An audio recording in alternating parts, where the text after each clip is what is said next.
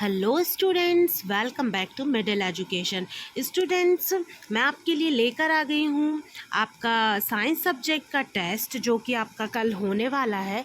जुलाई का मासिक जो मूल्यांकन है उसमें आपके प्रतिदिन 2 टेस्ट होंगे, जिसमें कि आप देखेंगे कि आप हिंदी और संस्कृत का जो आपका पेपर था वो आपका आज हो चुका है। कल आपका साइंस और इंग्लिश का होगा। इंग्लिश का वीडियो मैंने अभी पहले अपलोड कर दिया था, यदि आपने नहीं देखा है तो जल्दी से जाके आप प्लेलिस्ट में उसको देख लें, क्योंकि उसमें मैंने आपको एक एक क्वेश्चन बहुत अच्छे से एक्सप्लेन किया है। हिंदी में सारा जो पैसेज दिया हुआ था वो समझाया भी है, तो आपको बहुत आसानी से सारे क्वेश्चंस का ट्रांसलेशन और साथ में उनके आंसर भी बहुत इजीली याद हो जाएंगे। चलिए हम बढ़ते हैं आगे साइंस के टेस्ट में और देखेंगे हम यहाँ पे आपके टोटल जो मार्क्स है वो 20 ही होंगे और यहाँ पे कुछ 7 या 8 क्वेश्चंस आपको देखने को मिल जाएंगे।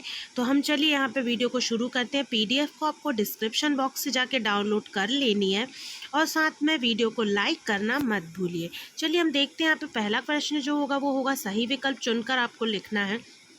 इसमें पदार्थ की कितनी अवस्थाएं होती हैं, आप बचपन से पढ़ते आ रहे हैं और आप सभी को पता है कि पदार्थ की 3 अवस्थाएं होती हैं, ठोस, द्रव और गैस।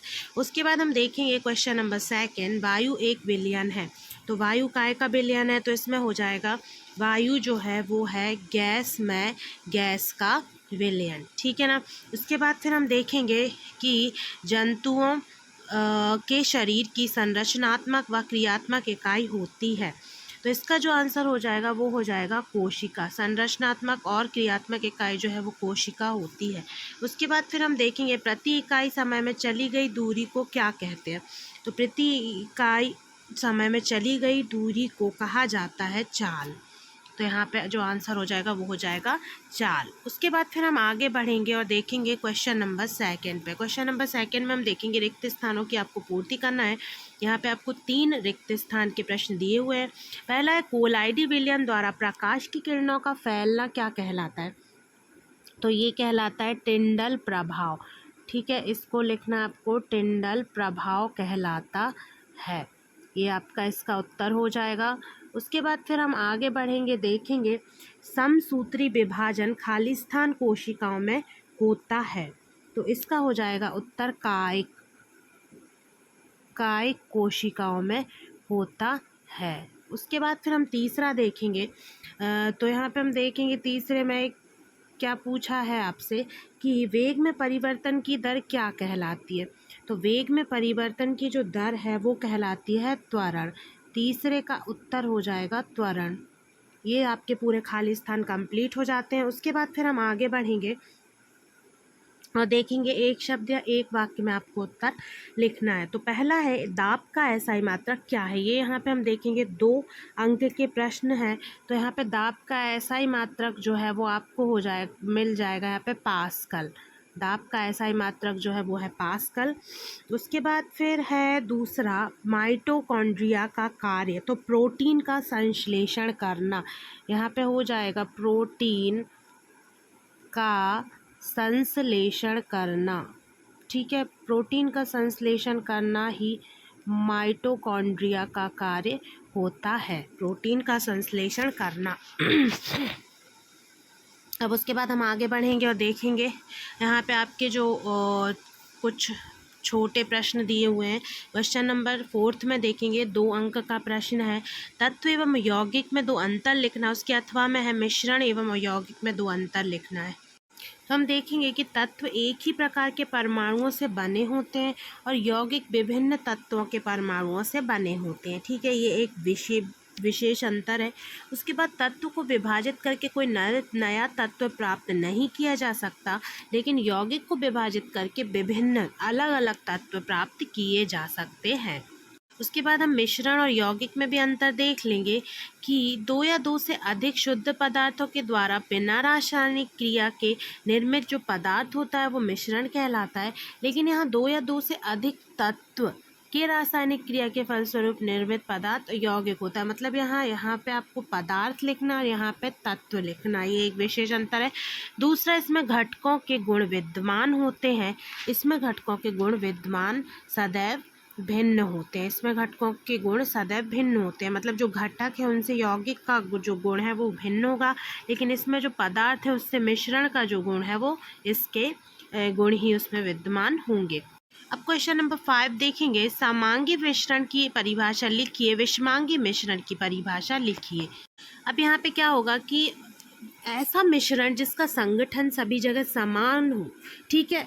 समांगी शब्द से ही ऐसा बोध हो रहा है कि सभी जगह समान, तो वो समांगी मिश्रण कहलाएगा। इसमें उदाहरण के तौर पे हम देखेंगे नमक का जलीय विलयन और कार्बन डाइऑक्साइड में सल्फर, ठीक है। इसमें जो अलग अलग जो अवयव हैं वो अलग अलग दिखाई नहीं देते हैं। उसके बाद हम आ जाते हैं क्वेश्चन नंबर 6 पे, गर्मियों में घड़े का जल ठंडा क्यों होता है, अथवा में गर्मियों में हमें किस तरह के कपड़े पहनने चाहिए और क्यों। तो यहाँ हम देखेंगे कि हमें गर्मियों में सूती कपड़े, जिसे कॉटन कहा जाता है इंग्लिश में, ऐसे हल्के रंग के कपड़े पहनना चाहिए। सूती कपड़े पानी को अच्छी तरीके से सोख लेते हैं, और साथ में गर्मियों में हमें बहुत पसीना आता है, इसलिए सूती कपड़े हमारे शरीर के पसीने को सोख लेते हैं, पसीने को वातावरण में छोड़ देते हैं, उससे उसका वाष्पीकरण तेजी से होता है। तो गर्मी के हिसाब से हमें सूती कपड़े हमेशा पहनना चाहिए।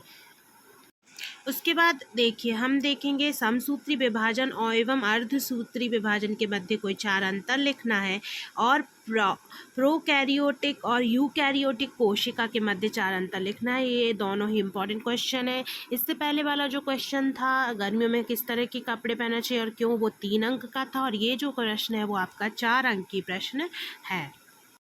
समसूत्री और अर्धसूत्री में हम देखेंगे कि यह शरीर को जो समसूत्री विभाजन होता है वो शरीर की सभी दैहिक कोशिकाओं में होता है, और साथ ही साथ ये जो अर्धसूत्री विभाजन है वो केवल जनन कोशिकाओं में होता है।